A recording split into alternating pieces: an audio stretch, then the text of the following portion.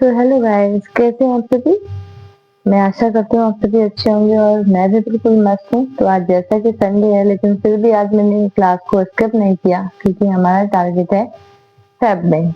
जो आज फेब को एग्जाम होने वाले हैं उसके टारगेट हमारे पास है, इसलिए हमने आज संडे की क्लासेस भी स्किप नहीं की है और संडे की क्लासेस भी हम पढ़ाएंगे।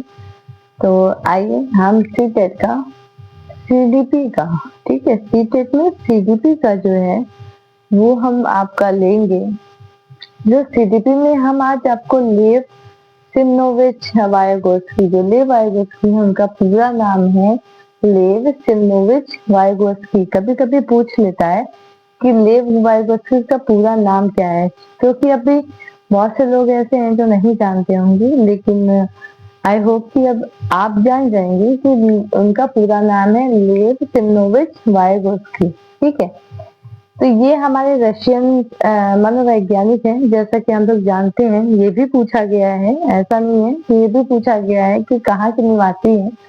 तो वाइगोत्स्की के बारे में ये सब भी जानकारी आप लोगों को रखनी चाहिए अगर आप एग्जाम में इन्वॉल्व हो रहे हैं। तो चलिए आज हम लेव वाइगोत्स्की का थोड़ा सोचते हैं कि थोड़ा सा डीप नॉलेज आप लोगों को देते हैं। तो आइए स्टार्ट करते हैं। तो पहले लेव वाइगोत्स्की जो हमारे एक रचनावादी है, मनोवैज्ञानिक है, वो ज्यादातर किस पे बल देते हैं, तो ज्यादातर जो भी बल देते हैं वो रचनावाद से दिए हुए हैं। रचनावाद को इंग्लिश में कंस्ट्रक्टिविज्म भी कहा जाता है।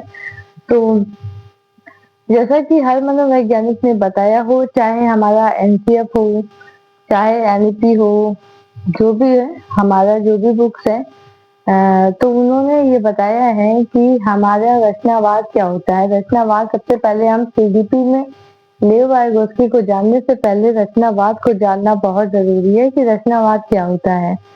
ठीक है, तो हम रचनावाद को जानते हैं कि रचनावाद क्या होता है। जैसे रचनावादी किसे कहते हैं, रचना तो आप समझते हुए होंगे, कोई चीज कंस्ट्रक्ट कर रहे होंगे।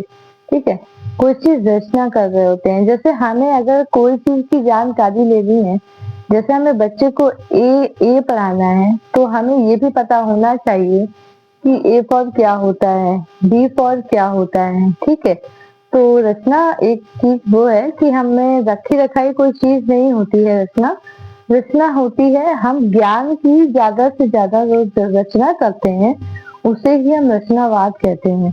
मतलब हमारा जो नॉलेज है वो डीप नॉलेज होता है, हमें तभी हम उसे बता पाते हैं, तभी हम उसे एक्सप्लेन कर पाते हैं। तो जैसे कि रचना से आप समझ ही रहे होंगे कि ज्ञान की रचना करना ही होता है हमारा रचनावाद। ठीक है, रचनावाद की जो है हमने नीचे लिख रखी है, रचनावाद की दो शाखाएं दोनों दी हुई है। एक वाइगोत्स्की महोदय ने दी हुई है, दूसरी हमारी प्याजे महोदय ने दी हुई है।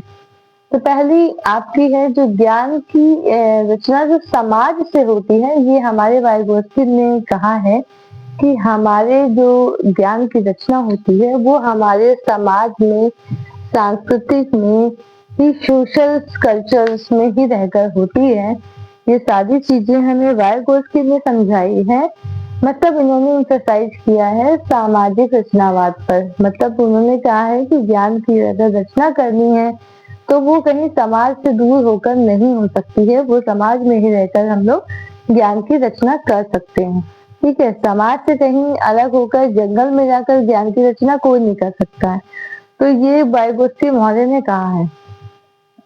एज वेल एज हमारे प्यारे महोदय ने क्या कहा है कि ज्ञान का बच्चा स्वयं निर्माण कर सकता है। उन्होंने कहा है कि बच्चा एक मतलब एक नन्हा वैज्ञानिक है जो अपने ज्ञान की रचना खुद कर सकता है, स्वयं कर सकता है। उन्होंने कहा है कि बच्चा एक छोटा वैज्ञानिक है, नन्हा वैज्ञानिक है। जैसे कि हमारा बच्चा होता है, छोटा होता है, लेकिन हमें लगता है कि बच्चा कुछ नहीं जानता, उसका दिमाग एकदम छोटा सा है या फिर वो कुछ भी नहीं समझता, पर ऐसा नहीं है। बच्चा जब स्टार्टिंग से पैदा होता है तब से ही उसको हर चीज की नॉलेज होती है। अगर जैसे कि हम ले लें, अगर एक छोटा बच्चा है, अगर उसे मिल्क की जरूरत होती है, अगर उसे दूध भी पीना होता है, तो वो कैसा डिनोट करता है, रो कर डिनोट करता है, रो कर बताता है अपनी माँ को कि मुझे भूख लगी है।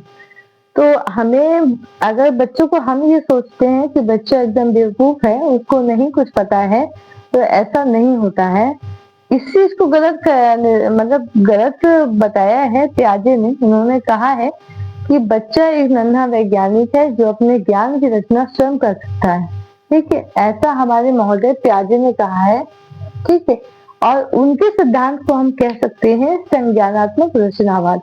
इन्होंने जो कहा है वो हम कह सकते हैं सामाजिक रचनावाद, लेकिन जो पियाजे ने कहा है हम उसे कह सकते हैं संज्ञानात्मक रचनावाद।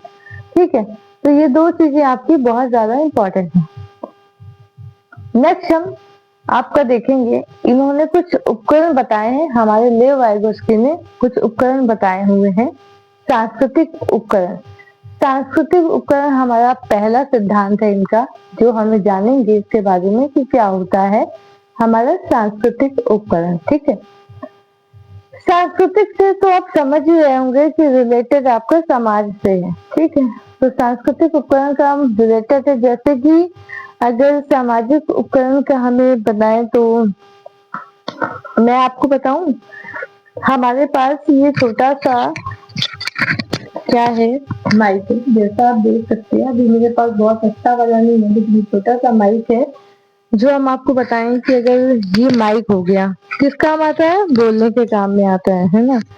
और हमने एक ट्राइपॉड पे लगा रखा है, उस पर मेरा मोबाइल लगा हुआ है, लेकिन हम आपको दिखा नहीं सकते हैं। ये ट्राइपॉड हमारा है जो हमारा मोबाइल का है, जो हमारे मोबाइल को स्टैंड कर रखा हुआ है। ठीक है, और एक ये वायर है जिससे हम क्या करते हैं, अपने इसको माइक को चार्ज करते हैं। ठीक है, ये सारे उपकरण, ये एक छोटी सी आप चिप देख सकते हैं जो हमारे मोबाइल में लगती है, और ये भी हमारे बहुत काम का है।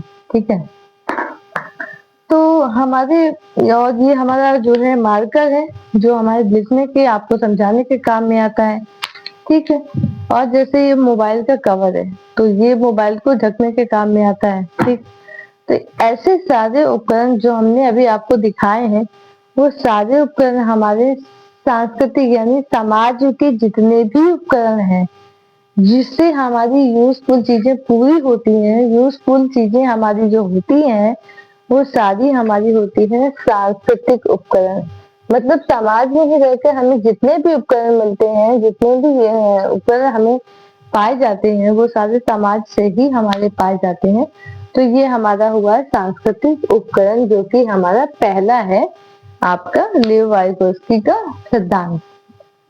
दूसरा सिद्धांत हमारा है, दूसरा सिद्धांत बोलेंगे मनोवैज्ञानिक उपकरण। हाँ, इसको हमने शॉर्ट्स में लिखा है टूल्स ऑफ एक्सप्रेशन।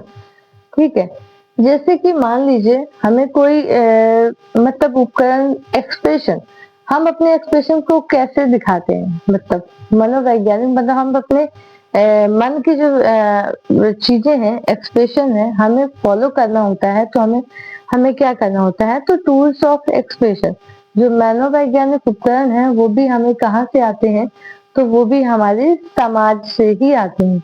ठीक है, तो ये हमारा सेकंड आपका उपकरण कहलाता है, जो हमारे लेव वाइगोस्की ने दिया है। ठीक है, इनका ये सेकंड सिद्धांत है। आगे जाके और भी ज्यादा सिद्धांत है, जिसकी हम आपसे बाद में मतलब बातें करेंगे, यानी हम कल कर सकते हैं। इनका पूरा उपकरण जो भी है, जो हमारे लेव वाइगोस्की ने दिया हुआ है, तो ये सारी चीजें हम आपको, इसके आगे की चीजें हम आपको कल समझाएंगे, क्योंकि आज वीडियो बहुत ज्यादा लंबी ना हुए, इसकी वजह से हम अभी ये क्लास खत्म करते हैं। लेकिन आपको कैसा लगा आप हमें बताइएगा, और थोड़ा सा सपोर्ट हमारे इस छोटे से चैनल को करिएगा, क्योंकि अभी जस्ट हमने ये चैनल शुरू किया है, और अगर आप मुझे सपोर्ट करेंगे तो ये चैनल आगे भी जाएगा। ठीक है, तो आप लोगों के सपोर्ट की बहुत ही जरूरत है, तो आप लाइक शेयर सब्सक्राइब हमारे इस चैनल को करते रहिएगा। और ऐसी छोटी छोटी चीजें जो हम आपको कोशिश कर रहे हैं, हम क्वेश्चन में ना लेके आपको डीप नॉलेज दें इसके बारे में, तो इसके आगे की जानकारी हम आपको कल देते हैं। बाकी तब तक के लिए thank you so much for watching, bye bye, take care.